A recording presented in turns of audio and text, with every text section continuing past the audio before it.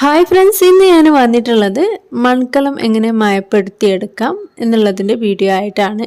Video skip ചെയ്യാതെ കാണുക. ഞാനിവിടെ പുതിയ മൺകലം വാങ്ങിയതാണ്. ഇത് മയപ്പെടുത്തിയെടുക്കുന്നതിൻ്റെ വീഡിയോ ആണ് നിങ്ങളായിട്ട് ഷെയർ ചെയ്യുന്നത്.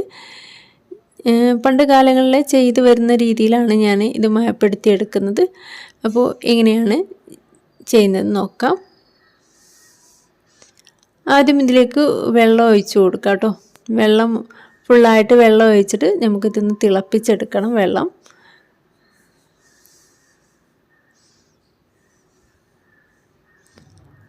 ഞാനിവിടെ അടുപ്പിൽ വെച്ചിട്ടാണ് ഇത് മയപ്പെടുത്തി എടുക്കുന്നത്.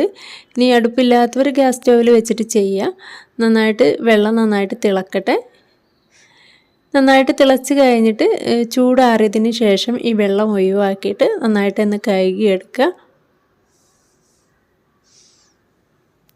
കഴുകിയെടുക്കുന്നതിന് വീഡിയോ ഒക്കെ മിസ്സായിട്ടുണ്ട്. അപ്പോൾ അതുകൊണ്ടാണ് കേട്ടോ പറയുന്നത്. നന്നായിട്ട് തിളച്ചിട്ട് വേണം, പിന്നെ ചൂടാറിയതിന് ശേഷം വേണം നമ്മൾ വെള്ളം ഒഴിവാക്കാൻ കലത്തുനിന്ന്.